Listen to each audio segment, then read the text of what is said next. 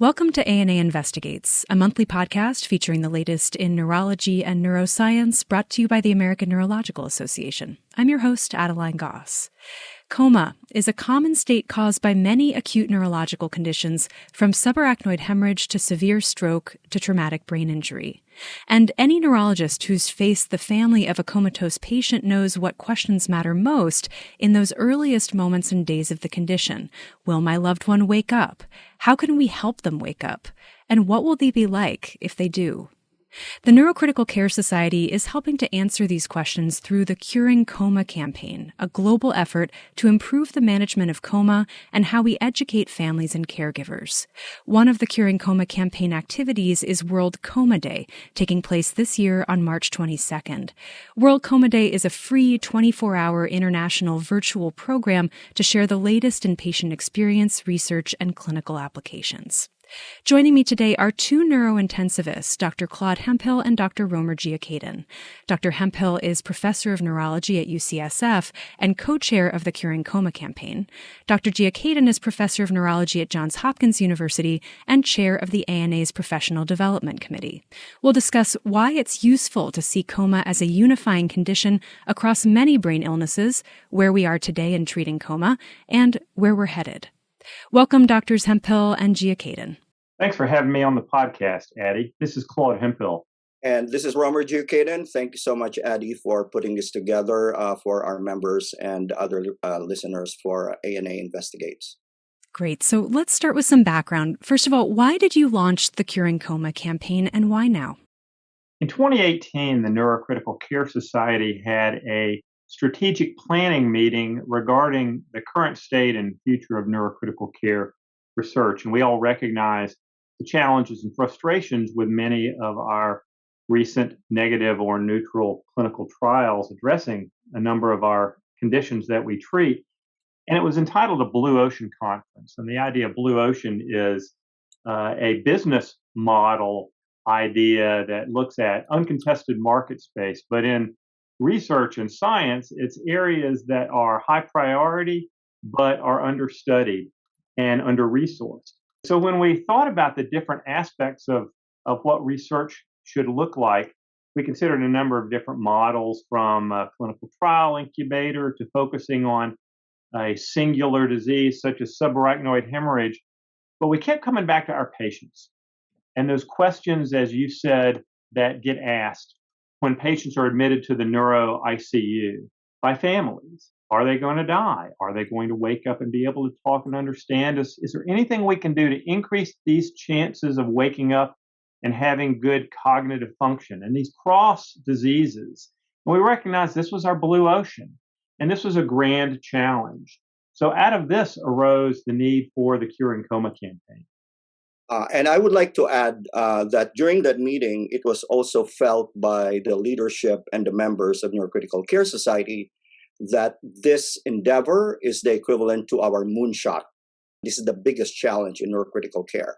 The sickest of our patients are struggling with, that we have to respond soon. And so this is our moonshot. And speaking of moonshot, I wanted to ask, why call it Curing Coma? Is your goal to cure everyone with coma? Messaging is important.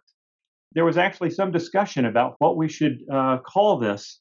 And this is a scientific endeavor. It initiated as a scientific endeavor. And so one of the thoughts was, let's call it a program to identify mechanisms and interventions for improving the level of consciousness associated with a higher score on the modified Rankin scale at 6 months. And we thought about that and said, nobody's going to listen to us. And really, the Curing Coma campaign emphasize the essence of what we are trying to do here. Are we trying to cure all coma? Well, that would be a aspirational aspect, certainly. But really, we've defined curing coma as promoting recovery of consciousness through early intervention and long-term support. Yeah, you have to understand that one of the biggest problems is the nihilism that people has placed upon the idea of coma. And so the idea of saying curing coma is this whole concept of, no, we're not giving up. We will do our very best to understand, to treat, and to support these patients. So curing is like an active action that we're taking. that is very important, that is not just at the bedside, but also at the scientific side, and also from a societal perspective of how we support families and those that are struggling with a loved one who is in coma. Romer, that's great. If I were going to use 3 words to describe at least my view of the current overall treatment milieu of coma and disorders of consciousness, I'm going to say pessimism, inaccuracy, and diffusion. Unfortunately, things often start from a state of pessimism and concern that the patient does not have the capacity to recover. And this has really led us to this concept that's pervasive across neurocritical care now, the self-fulfilling prophecy of poor outcome, in which care limitations are instituted in a patient who may have the capacity to recover, but they're not given the chance. And by diffusion, I mean the focus of patients with coma and disorders of consciousness has largely been subsumed within specific diseases. So an intracerebral hemorrhage patient, and how is that likely that they're going to recover, a traumatic brain injury patient, and so forth. But what we haven't done is think about these underlying mechanisms potentially really across diseases. And I think the other problem with diffusion is this division between acute and post-acute care. And as we certainly see this in the neurocritical care community with providers who are in a position to talk about what's the future going to hold, what's the prognosis. But in fact, they don't care for patients in that context, and they may have little interaction with their rehabilitation specialists who are in that context, and vice versa. So when we thought about the Cure in Coma campaign, it's really why there are 2 interrelated goals: to focus the science of acute disorders of consciousness on identifying and testing therapeutic interventions, but also to form an enduring community of medical providers, scientists, and advocates to test and implement these advances. As a neurohospitalist, I'm often asked to predict neurologic outcomes in conditions that cause coma. And we have a lot of tools that attempt to predict these outcomes, but the tools have issues. Can you talk to us about that? What other tools do we need? Well, Addie, there are a lot of tools, but these are usually outcome prediction models that are based on phenotype and demographics. They don't actually get at the mechanistic underpinning of consciousness recovery. So I don't want us to really think that we have a lot of tools now that are useful. I think we have a lot of tools that are not useful. At our first Cure in Coma campaign scientific advisory meeting, the Scientific Advisory Council developed a paper that articulated really the 3 scientific pillars that we feel we need in order to move forward with the Cure in Coma campaign. And the first is endotyping. Much of what we've been looking at is phenotype. Simply put, we think, what is the clinical neurologic examination of someone? With the assumption that that is adequately informative on the ability to assess capacity for long-term recovery. Endotyping is an underlying mechanism of why they look that way. This may not be disease specific, but may be common across different diseases. Then biomarkers are ways that we can potentially endotype, and then proof of concept clinical trials as the third pillar to then identify patients based on biomarkers and endotypes to target specific treatments and strategies toward mechanisms. So a couple of the biomarkers that have really shed light on the problem with phenotype have been machine learning EEG, and Jan Clausen and his group at Columbia published a paper about 2.5 years ago that identified about 15% of patients who were clinically unresponsive had CMD, cognitive motor dissociation. Basically a patient that was responsive to a standardized EEG task, but in fact did not have clinical responsiveness. And patients with CMD were much more likely to recover than those who were not. And similar approaches with functional MRI and diffusion tensor imaging MRI have really, I think, demonstrated the proof of principle that we've got to go to endotyping, not just phenotyping. So I would like to add something to what Claude is saying, because I'm one of the principal investigators of the ICECAP trial. The ISCAP trial looks at duration of therapeutic hypothermia for comatose survivors of cardiac arrest. And so we're doing multiple doses or multiple durations of therapeutic hypothermia. But there is actually a funded RO1 with this. And the principal investigators are Karen Hirsch and Jonathan Elmer. And what we're looking at is while the comatose survivors of cardiac arrest are getting different durations of therapeutic hypothermia, we will be studying the response that they have to the different durations of cooling, looking at pretty much what Claude just said, MRI and EEG. So we will try to document and maybe in a larger population show what Jan Klaassen and his group has found in Colombia on EEG and what other groups have suggested in advanced neuroimaging such as MRI about the differential responses of the brain during treatment. This study is about identifying people who respond to treatment and therefore optimizing the way we treat them as we go forward with this population. So where do we stand today on treatment of coma and disorders of consciousness, and where are we headed? So that is a very tricky question, Addie, because technically speaking, we don't really have a specific treatment for disorders of consciousness. So the way I look at this, there are two general constructs to this. What we're really doing right now is, number one, not giving up on these patients and supporting them. And this is very important because the body will heal and the body will try to wake up on its own time if given sufficient time. And together with that, we have some idea of there are certain things that we do that may help, one of which is probably therapeutic hypothermia and cardiac arrest.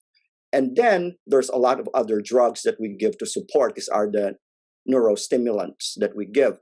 But even that is also questioned and still subject for a lot of trial. There's the electrical stimulation, and then there's just the physical stimulation that we do to see if the circuits are there and then they wake up. But the issue with all of this that we're up against is that we don't really have a real-time indicator about how to monitor this except for our bedside exam that is very subjective. So this is where the diagnostic as well as the therapeutics need to go hand in hand. So how will you measure success of the Curing Coma campaign? I want to take us back to the patients. The primary measure of success is going to be improved patient outcomes due to specific therapeutic interventions that would derive from improved scientific understanding. But I think there are a number of different aspects related to both the science and the community. And I think some secondary measures of success, which are greatly important, are going to be improved public education around disorders of consciousness and trajectory and path of recovery, and clinical and research funding in post-acute care. We've got a big problem worldwide, but including in the United States, with regard to access to high-quality post-acute care and rehabilitation. And I think this dovetails with the gap in family support that exists for patients with and their families with prolonged disorders of consciousness.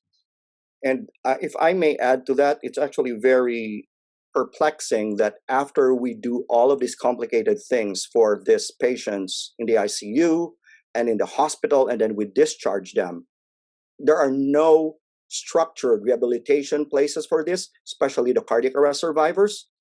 The TBI, so there's like post-TBI centers out there that deal with this, but at the end of the day, when you actually look at the rehab plans for this in the long term, a lot needs to be done. So, as I mentioned in the intro, World Coma Day is coming up on March 22nd. What can ANA members expect to learn from attending that? Two things, science and community. I thought I was pretty well versed in this. And then at last year's World Coma Day, I learned about mesocircuit model of consciousness and TMS EEG. But the other thing that I learned is we had about 1,400 registrants, and it's a 24-hour online program. It's free. And it was really interesting to see the names change as it went around the globe, with some people coming back in to see the level of interest and collaboration across this. So I think it's going to be eye-opening from regarding science, but also regarding community. Great. So, final question here. For junior researchers listening today, what are the most promising future directions in coma research? There's just a lot. Yeah. But seriously, I think that this is a very rich area for junior researchers because almost every aspect of this could actually be developed into a dedicated research. Like, what is the reason why people lose consciousness and where does consciousness start? And the periods that happen, the acute period, when do you treat, when is the best time to treat them? And when is the time that is irreversible? And how do you identify that? And then as you go forward into the relatively subacute phase, how do you support these patients? Because from what we know right now, that these patients actually tend to recover all the way to 6 months, 1 year, and even up to 2 years. And that all of this is really ripe for research. Yeah. I want to refer folks to the proceedings of the first NIH symposium on curing coma that was published last year, and the 4 papers that were published in Neurocritical Care on gap analyses for aspects related to the Curing Coma campaign. Because these basically function like RFAs. I mean, you look at this and you see the breadth of topics that can and need to be addressed. I think that for my thoughts, in clinical researchers in the early acute care setting, early use of classification methods, whether they be clinical imaging or electrophysiology, and how to both assess these, but also to make them more user-friendly and more widely applicable, I think is a really important opportunity for junior investigators. I think that for basic and translational sciences, the minimum level of intact networks, of consciousness networks, that are necessary in order to leverage capacity for recovery, I think that's really an unknown question. And trying to leverage existing trials and studies in other diseases and bringing in these aspects. I just want to highlight what we're working on in the laboratory, and that is pretty much just what Claude mentioned. So we have an animal model of cardiac arrest and unresponsiveness, and what we're understanding right now is it is the reperfusion of the thalamocortical system in the first 90 minutes, almost akin to what we're seeing in stroke, that actually predicts arousal of these animals. And we've never done that before. We don't know what the timeframes are of reperfusion after cardiac arrest. So now we're starting to see that. And it's in the thalamocortical system that generates arousal. So that's just one example. And it's an animal study that begs to be tested. That's one example that we could ask junior researchers at this point. As Claude said, it's good to look at those documents because there's like a wealth of questions there. And the good thing about that is the NIH is aware, and not only the NIH, but many professional organizations in neurology and in medicine somehow knows what we're doing. So there is this, the background and significance is already built into the question. So I hope that that will encourage junior researchers to get into this area because it's wide open. Well, Dr. Hemphill, Dr. Geocadin, that was interesting and inspiring. Thank you both so much for joining me. Thank you. Thank you, Addie.